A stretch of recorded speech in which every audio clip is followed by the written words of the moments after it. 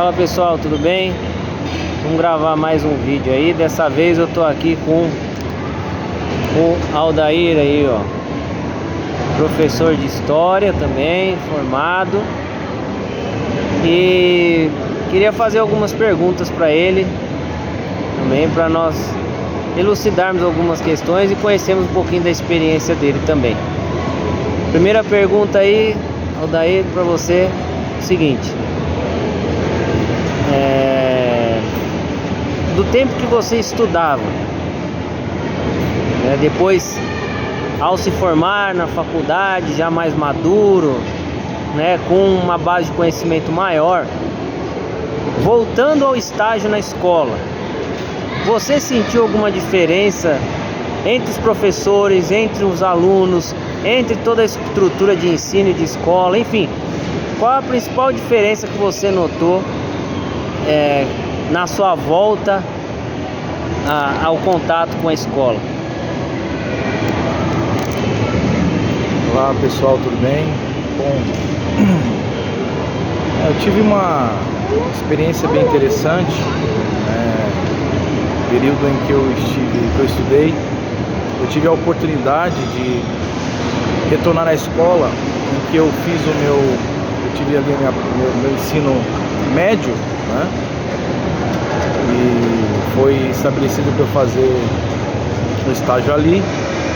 Bom, a gente, quando é mais novo, a gente tem a sua forma de estudar, mas a gente via sempre um aspecto mais, por que não dizer mais tradicional, mais, não sei se pode dizer conservador, porém, quando a gente analisa, retornando a essa nova realidade de escola, a gente vê um ecletismo muito grande. Hoje o pessoal está mais eclético, os professores têm aquela forma de ensinar mais voltada a si, a permitir que os alunos se manifestem mais, mostrem suas ideias, e até um momento ali bem divertido, em que os professores sentam e ensinam ou começam a compartilhar da vida deles, enfim, muitas mudanças. Professores tem aquela questão da reunião, tem aquela questão deles planejarem as aulas, tudo certinho, porque você vê de uma outra forma, Mas no geral, a gente toma um choque porque os alunos hoje estão bem mais, como eu posso dizer, a mentalidade mais adulta, evoluíram mais, então tem toda uma questão mais secular de tudo, Então, no primeiro momento eu vi os alunos dentro da faixa etária de idade ali de 14, 15 anos, não são mais tanto crianças, mas são mais com uma mentalidade mais adulta. Então o professor tem que ter um jogo de cintura ali, e isso me fez perceber algumas coisas relacionadas a isso, nesse primeiro momento. Legal, né? E assim, dentro dessas coisas que você observou sobre alunos, professores e escola, um balanço que você faz, você acha isso positivo para o processo educacional?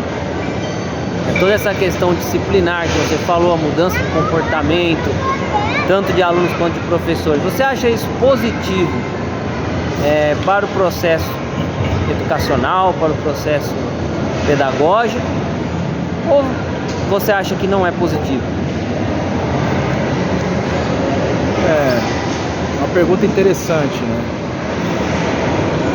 É que a gente sabe que com o passar do tempo os currículos mudam, A gente vai ver que estão sendo criados currículos, etc. Uma coisa que é bom que eu me lembrei agora, quando a gente era mais novo, a gente tinha aqueles livros mais volumosos, tinham mais materiais, estudo. Ali hoje você tem digamos que a base de estudos ali no sentido do livro para o aluno, ele é mais, ele deixou de ser, digamos assim, não é mais aquele livro volumoso, mas se enveredou para um tamanho menor, né? E também acaba limitando um pouco algumas coisas que talvez o professor possa se explicar melhor, trazer um ensinamento um pouco mais com mais explicações. Assim, não sei descrever muito. Você tinha só mais aprofundado. Exatamente, mais aprofundado. Então depende, porque se de repente vem um currículo mais pronto e acaba tirando aquilo, porque, em outras palavras, eu estou me recordando aqui de um momento em que estive conversando com alguns professores e eles estavam falando na época que a nova forma curricular acabam vedando, engessando certas liberdades para o professor poder aplicar mais ensinamentos, né? Então é preciso, talvez, digamos assim, verificar, talvez ter reuniões com os professores, procurar saber o que eles gostariam de fazer, melhorar, tentar entender o lado deles também, nesse sentido, né? Que aí, a partir de um consenso, com certeza, vai ficar bom para ambos os lados. Para a gente encerrar então, o Dair, para quem não sabe, estuda judaísmo, inclusive estudamos juntos, né? E eu queria saber, né, nesse processo de anos de estudo de judaísmo aí, especificamente com relação à educação, como que o judaísmo contribuiu e contribui para o desenvolvimento do seu intelecto, do seu eu, né, de você plenamente, assim, né? Como que o judaísmo tem contribuído para isso? Bom, uma das coisas que a gente aprendeu e a gente aprende é que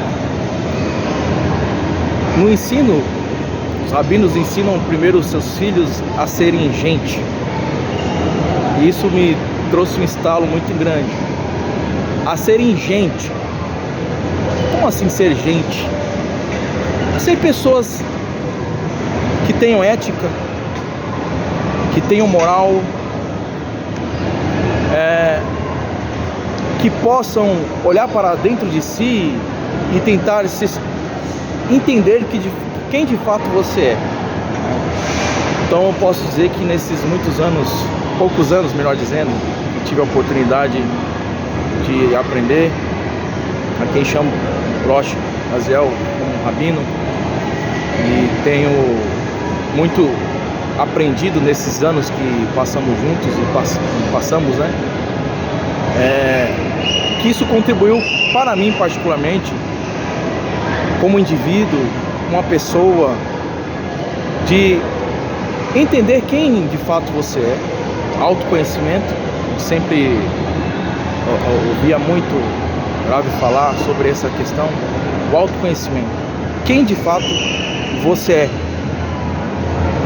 e com um entendimento da Hassidut, principalmente, é uma linha que o Rav segue, a quem eu gosto muito, e dessa linha me fez entender, né, desculpe a redundância, quem sou eu, o que eu posso fazer para me melhorar, né, como pessoa, por que não dizer aquele que está no processo que a gente chama de Giur, né, no sentido de você viver uma vida judaica, uma questão mais profunda. Então, em poucas palavras, não dá para falar tudo. Eu só tenho a agradecer porque eu tenho me tornado melhor, uma pessoa melhor, tenho me tornado um marido melhor, né? Quando a gente fala diz respeito à questão de família, né? Porque temos trazido a Torá para dentro dos nossos lares, né? Então, dentro da minha casa. Então, assim, eu posso dizer que eu tenho sido muito feliz e continuarei aprendendo, né? Agradecer o Rocha aqui, o professor Gaziel, por tudo que ele tem nos ensinado nesse sentido. Para mim foi muito maravilhoso. Legal. Para não alongar muito ainda, Aldair, vamos terminar para o vídeo não ficar muito longo. Sim ou não, o estudo da tradição judaica desenvolve a sua inteligência ou não? Com certeza. Sem a tradição judaica, não tem como você compreender, porque há muita intelectualidade dos sábios, e ter um olhar e entender dessa forma muda totalmente a forma como você vai entender a vida, como você compreende as coisas, né? Os sábios, e a tradição é uma base que não pode ser quebrada, não pode ser derribada. Os que não consideram os sábios importantes, relevantes, acabam correndo num erro muito grande. Mas, o que eu posso dizer, a tradição, ela é peça fundamental para a intelectualidade, para a compreensão, para quem deseja viver uma vida tradicionalista, uma vida que procura manter os princípios de uma fé,